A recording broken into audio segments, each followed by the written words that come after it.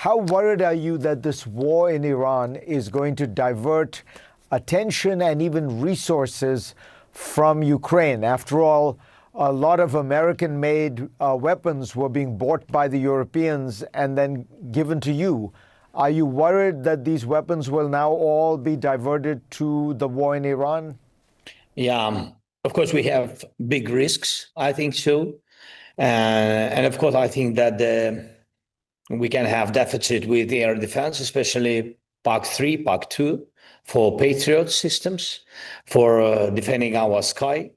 And, after such difficult winter, such massive attacks using Iranian Shaheeds, by the way, 500 per day of Shaheeds, and dozens of ballistic missiles. And of course, for us, it's a very difficult, sensitive question.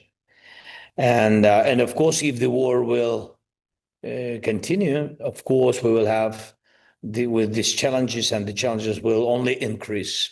Do you have intelligence or any information about this report that the Russians are providing Iran with intelligence, specifically providing Iran with intelligence on where American troops are, where American assets are, so that the Iranians can strike and kill Americans? First of all, Russia gave drones already, these Shaheeds. They are using Iranian licenses, that they built and produced a lot of drones. They gave them.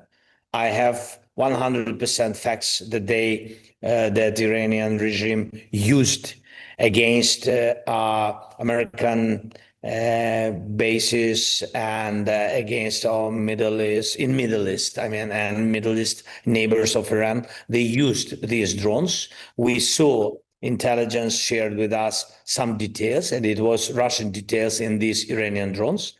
This is the first. And the second point is my intelligence told me next that they think that they share intelligence with Iranian regime. They help them.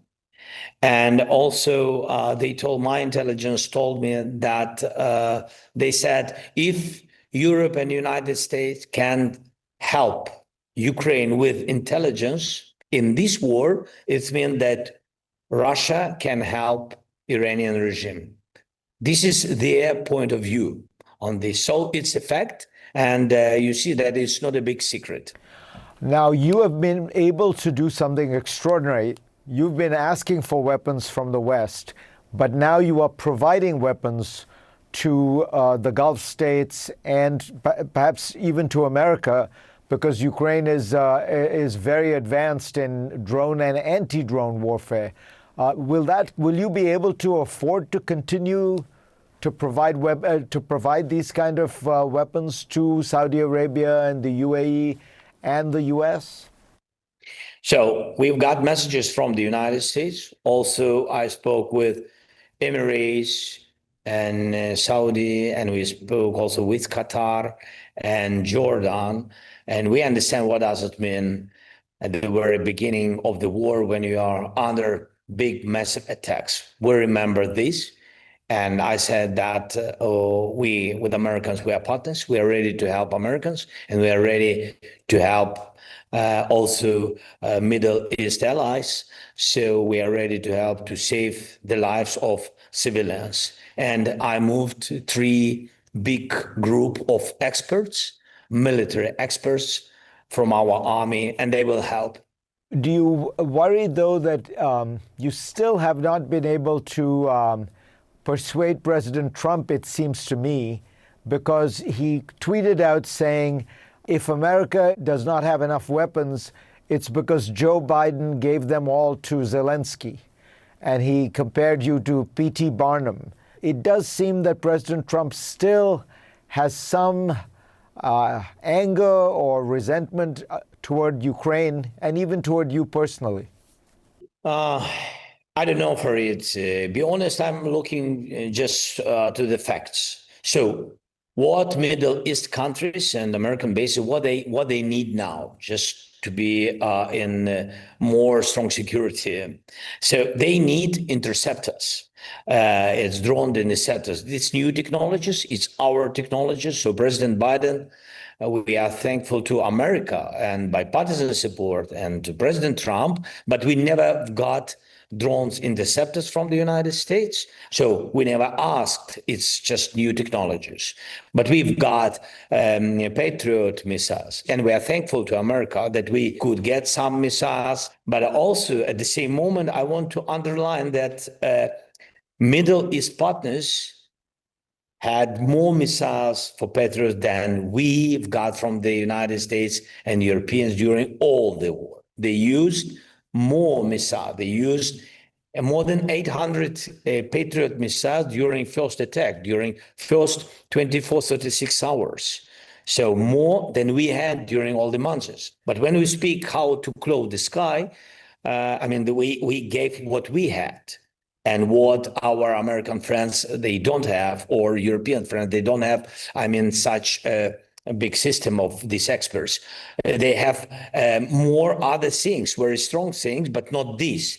And Middle East countries asked us exactly about this. Let me ask you about the situation in between Russia and Ukraine, because the reports that I'm hearing from the ground are that Ukraine is now gaining territory for the first time in 2 years in the area around Zaporizhia. Can you tell us a little bit about this? And if so, what has changed that has allowed Ukraine to now start taking back some territory from Russia? Russia prepared new big offensive operation, and they wanted to begin it at the end of last year and to continue it spring this year. And they prepared this operation. It was our counteroffensive steps, parallel steps. And so we wanted to do it, not to give possibility to Russia to attack us massively on the battlefield. So we began the operation at the end of the year, and we got back control on 434 kilometers. And it was a successful story, not only about the land, because you know that this is not about the land, it's more about people. And it's more about how to destroy the big offensive operation of Russia. So, and these steps been very successful. And it's all about, not only about our steps on the battlefield, it's also about our drone tactics, about our projects of drone operations. So Russia began to lose 35,000 people per month because of drones, because of FPVs and other drones which we use on the battlefields. It's not deep strikes. It's all about our forces, our army. So we prepared for the offensive operations, destroyed the operation, and destroyed so many Russian soldiers. You mentioned recently that the Russians seem to have backed off from peace talks. The Americans suggested holding them in America. The Russians are saying they want them in Europe. Do you think this is a signal that the Russians now think maybe with the price of oil going up, maybe with America distracted in Iran, they don't need to even try to pretend that they're engaging in peace talks? First of all, they never wanted. You know, it's my opinion. I'm sharing just my opinion. I know that my colleagues from the United States, they sometimes have different view, but we are partners. I mean, we share very openly what we think about it. So Putin never wanted to stop the war. They've been afraid of steps of President Trump and pressure from America. That's why he played this game that he wants negotiation. And I'm still sure that America has to make big pressure on Putin. Otherwise, he will not negotiate. He wants only ultimatums from us that we have to withdraw from our territory, but he will not end with this. No, it's not enough for him. Of course, this situation in Iran gives him more money, and the process of taking off the sanctions, this new sanctions policy, also helpful for him personally.